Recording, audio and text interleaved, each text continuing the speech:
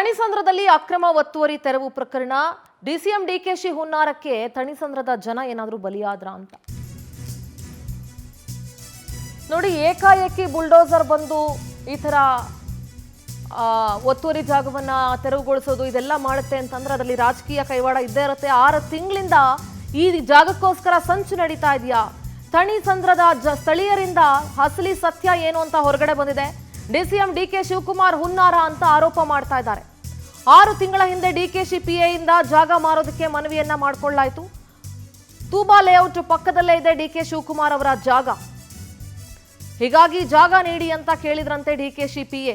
ಜನ ಇದಕ್ಕೆ ಒಪ್ಪದ ಕಾರಣ ಇದೀಗ ಡೆಮಾಲಿಷನ್ ಅಸ್ತ್ರವನ್ನ ಬಳಸಲಾಗ್ತಾ ಇದೆಯಾ ಅಂತ. ಇದು ಡಿಕೆ ಶಿವಕುಮಾರ್ ಹುನ್ನಾರ ಅಂತ ಅಲ್ಲಿನ ಜನರು ಕಿಡಿಕಾರ್ತಾ ಇದ್ದಾರೆ. ಏನಿ ಡೆಮಾಲಿಷನ್ ಆಗಿದೆಯಲ್ಲ, ಇದ್ರ ಪಕ್ಕದಲ್ಲೇ ಡಿಕೆಶಿ ಅವರ ಜಾಗ ಕೂಡ ಇದೆ. 6 ತಿಂಗಳ ಹಿಂದೆ ಅವರ ಪಿಎ ಬಂದು ಈ ಜಾಗ ನಮಗೆ ಬಿಟ್ಕೊಡಿ ಅಂತ ಕೇಳಿದ್ರು, ಮಾರ್ಬಿಡಿ ಅಂತ ಕೇಳಿದ್ರು, ಆದ್ರೆ ನಾವು ಒಪ್ಕೊಂಡಿಲ್ಲ.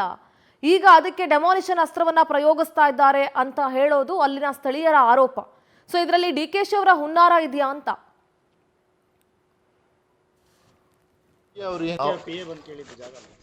ಡಿಕೆ ಪಿಎ ಬಂದು ಕೇಳಿದ್ರ?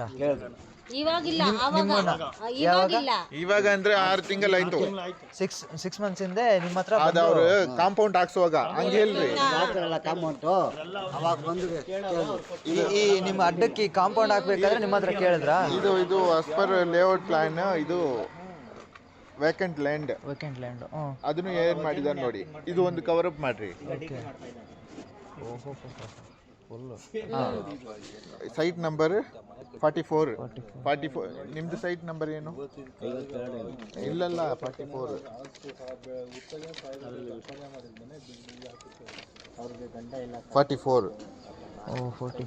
44 ಅಲ್ಲಿ ಇವ್ರದ್ದು ಅರ್ಧ ಅವ್ರದ್ದು ಅರ್ಧ. ಅದಾದ ಮೇಲೆ vacant land as per layout plan ಏನ್ ಮಾಡಿದಾರೆ ಸಾಹೇಬ್ರವರು ನೋಡಿ. ಇದು ತುಂಬಾ ಇಂಪಾರ್ಟೆಂಟ್. ಅದಾದ ಮೇಲೆ ಪಿ ಅವ್ರು ಏನ್ ಕೇಳಿದ್ದಾರೆ ಅದೆಲ್ಲ ಮತ್ತೆ ಕೊಡ್ಬೇಕು. ನೀವು ನಿಮ್ಗೆ ಗೊತ್ತಿದೆ ಡಿಕೆ ಪಿಎನೇ ಬಂದು ನಿಮ್ಮ ಹತ್ರ ಲ್ಯಾಂಡ್ ಕೊಡ್ತೀರಾ? ಜಾಗ ರೆಡಿ ಮಾಡ್ಬೇಕಾದ್ರೆ ಹಿಂದಗಡೆ ರೆಡಿ ಮಾಡ್ಬೇಕಾದ್ರೆ ಬಂದು ಕೇಳಿ ಈಗ ಮಾಡ್ತಾ ಇದಾರಲ್ಲ ಅದೆಲ್ಲ ಅವರೇ ಮಾಡಬೇಕು.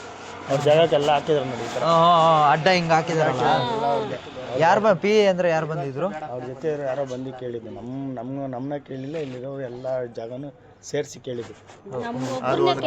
ಓವರ್ ಆಲ್ ಕೊಡ್ತೀರಾ ಅಂತ? ಎಲ್ಲರೂ ಕೊಡ್ತೀರಾ ಅಂತ, ಇದೆಲ್ಲ ಕೊಡ್ತೀರಾ ಅಂತ ಮಾತಾಡಿದ್ರು ನೋಡಿ. ಥಣಿಸಂದ್ರದಲ್ಲಿ ಒತ್ತುವರಿ, ಅಕ್ರಮ ಒತ್ತುವರಿ ತೆರವು ಆಗ್ತಿದೆಯಲ್ಲ, ಇದ್ರ ಹಿಂದೆ ಡಿಕೆಶಿ ಹುನ್ನಾರ ಇದೆ ಅಂತ ಅಲ್ಲಿನ ಜನರು ಆರೋಪಿಸ್ತಾ ಇದ್ದಾರೆ. 6 ತಿಂಗಳ ಹಿಂದೆ ಡಿಕೆ ಶಿವಕುಮಾರ್ ಅವರ ಪಿಎ ಬಂದು ಈ ಜಾಗವನ್ನ ನಮಗೆ ಮಾರ್ಬಿಡಿ ಅಂತ ಇಲ್ಲಿ ಬಹುತೇಕ ಜನರ ಹತ್ರ, ನಮ್ಮೆಲ್ಲರ ಹತ್ರ ಕೇಳ್ಕೊಂಡು ನಾವು ಒಪ್ಕೊಳ್ಳಿಲ್ಲ.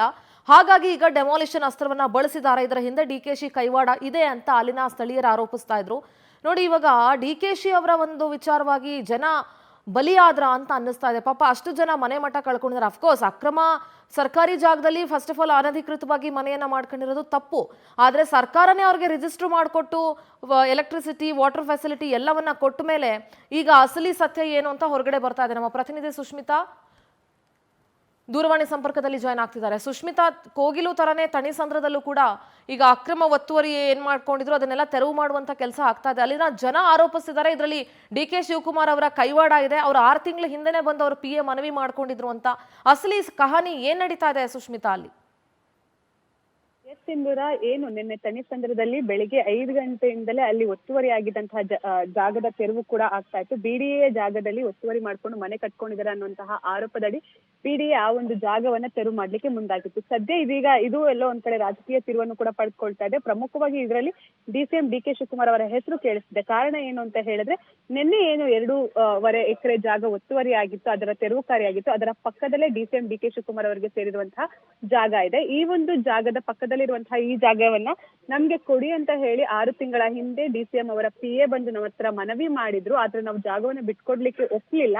ಹೀಗಾಗಿ ಇವಾಗ ನಮ್ಮ ಮೇಲೆ ಡೆಮಾಲಿಷನ್ ಅಸ್ತ್ರವನ್ನ ಡಿಸಿಎಂ ಡಿಕೆ ಶಿವಕುಮಾರ್ ಅವರು ಬಿಡ್ತಾ ಇದ್ದಾರೆ ಅಂತ ಹೇಳಿ ಅಲ್ಲಿರುವಂತಹ ಜನರು ಆರೋಪವನ್ನ ನೇರವಾಗಿ ಡಿಸಿಎಂ ಡಿಕೆ ಶಿವಕುಮಾರ್ ಅವರ ಮೇಲೆ ಮಾಡ್ತಾ ಇದ್ದಾರೆ.